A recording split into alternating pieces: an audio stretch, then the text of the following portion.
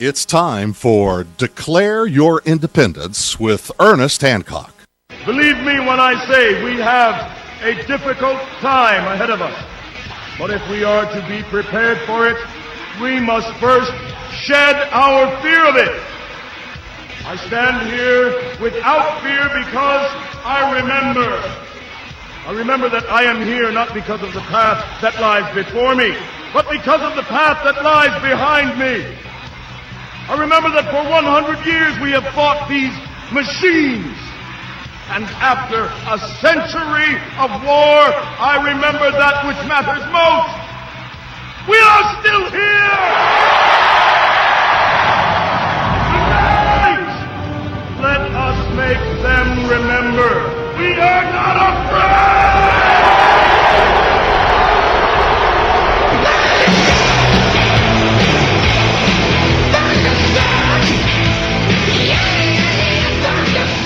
No fear, no fear, no fear, no fear here on Declare Your Independence with me, Ernest Hancock, here in Phoenix, Arizona, from the BEA beautiful studios of Freedoms with an S, freedomsphoenix.com. We have in studio Mayor of Quartzite, Ed Foster. We got to be friends over the last year or so, and I like Ed. You know, he's just a guy. Said, hey man, I know how to, get to where I can ask some questions and get something. I'll just be mayor. And people said, yeah, go be mayor. I'm mayor. Can I see the paper? No, you can't.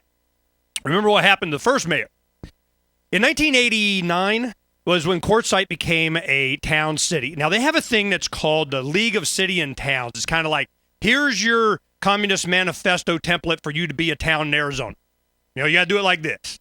And they go, okay, I guess that's how we got to do it. Well, that's, and there's a reason for it, too. Got to have the method by which we do the sheep shearing. So that's what they do. So here we go. You got this town sitting in there, and they want to get the right sort of people in there. Well, what happened, the first mayor, I think they kind of appoint them, or they, do petition. They get, and you're there. And then after a couple of years, they have an election. He's elected. A couple of sessions go by, and then there's another, I think the third or fourth session, you had another gentleman gets in. Well, they need to get rid of this first mayor, man. He's just being a pain in their butt. So what'd they do? He's looking to hire somebody to kill him. I'll let Ed tell this story because this is good. Tell me what happened. Well, actually, it was about the money way back then, too. Mayor Odom has told me this. We're good friends. And what happened was the mayor, after Mr. Odom was no longer mayor, the current mayor, he contracted to have Mr. Odom killed. And he contracted with an undercover state officer.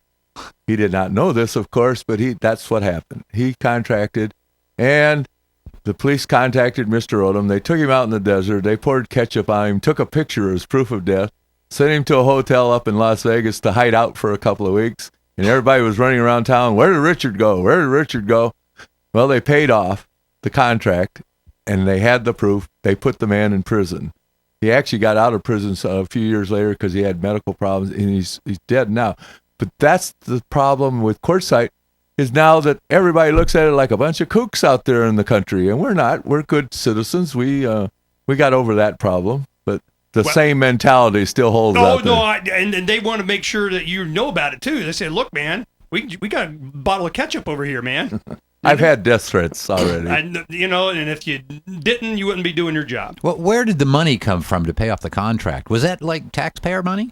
No. These Mr. Odom is quite wealthy himself, but so was Mr. Berg, who took the contract. They were competing businessmen in a small town, and it's all about access but it was to the about, money, It man. was about the public money that at the time. That was the big thing then, and that's what it is right now. Let's get to the felonies. It's time to play. First off, I want to this police chief thing, man. I gotta get we gotta do some more research on this guy. Was he in law enforcement before? Yes, he worked for the Colorado River Indian tribes, the Crit. Which is what, in Arizona? Yeah, it's in Arizona, the Colorado River along Parker Street, all the way from Havasu down to.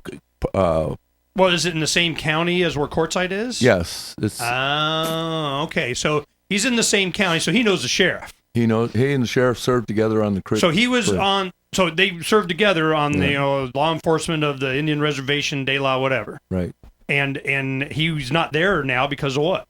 There's a story there, but I can't really find it, Ernie. There's something, and he lost his pension and everything. They I don't know whether it was the Indians did it, Indian givers give it and take it away, or what happened, but there's something happened there, and nobody will say. It's one of those things that's back there.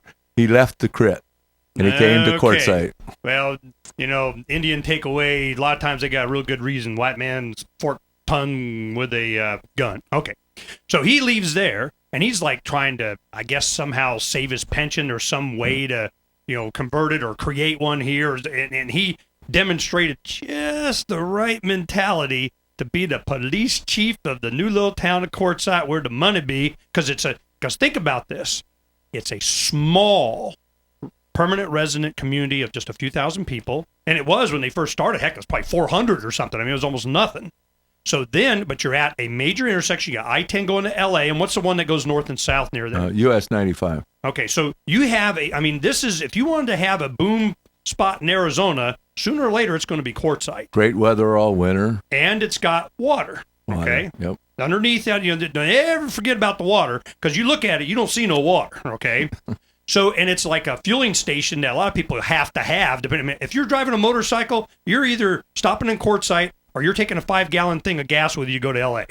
That's right. That's just the way it is. There's nothing else. So you go, all right, so you got a lot going for it when it comes to, raking off the cash of the people.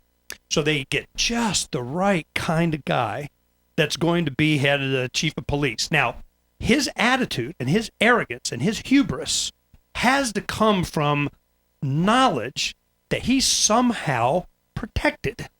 Yes, it does. Who's protecting him? Of that, I have no idea. But I'll tell you what, I do know. In Quartzite, they use the police department. They use the building code enforcement officer. And because we subscribe to the Model Cities tax code, we have our own tax auditor. And you can be audited. Your building can be certified as unfit, or you can be arrested. And they got the that's what they checklist book of we rule you stuff. I'm hip, man. I've seen. Did I tell you this was going to happen? Businessmen in Quartzite are afraid to stick their head up. They're afraid to risk their business to support anyone, because if they do, and I can tell you for a fact, they're going to be visited by one of those three entities or more than one. Well, this is all run, like at least administratively, who's where what, a town manager or something. Absolutely. Czar Alex Tapp. Czar, is that a man or a woman? She's a woman. What's her history? Where'd she come from? She was a fortune teller when she came to town. Oh, come. Oh, stop. All right. This is what, like a 1-900 number? Not that I care, but I'm just, whatever. This is, you see how interesting this is getting? Okay. Well, wait, that's the perfect background for such a position. Come on now. I don't think so, because if she could really tell fortunes, she would see something bad in her future. Well, she's going to be getting her a house in Mexico or something. Okay. And probably could afford it. So what we're going to do is walk it through. Now, the chief of police, if he's had this free reign for, how long has he been there? I believe about 8 years now. Wow. Okay. So been there most of the 2000s, and he comes in, and you're being a pain in the butt in the last couple of years. I mean, has he ever said anything to you? Oh, yeah. One night at the council meeting, he stood at the podium in front of God and the world, on the record, said, "Mr. Mayor, the gloves are off." That was when I was causing him to be investigated. What does that mean? Gloves are off so I can reach for my piece? I mean, what does that mean? Well, if I'd have been intimidated, I might have been, but I've stood in his face since the very beginning, and cowards back down easily. Yeah, wow. These people are such a good example. I'm interested in listening to Jennifer Jones's interview with Alex Jones. And I know Alex, and I'm just like, been on a show and, before and had him come on radio and stuff. And I'm just going, I know that Alex, this is a perfect example for the same reasons that I'm of interest. It's of interest to me. And I'm just interested in some of the things that Jennifer, because I've interviewed Jennifer before, and I'm very interested in how this is blossoming out throughout the movement for people to understand just how bad this is, but it's just representative of something else. We are the problem. What are we going to do about it? We'll talk about it when we come back.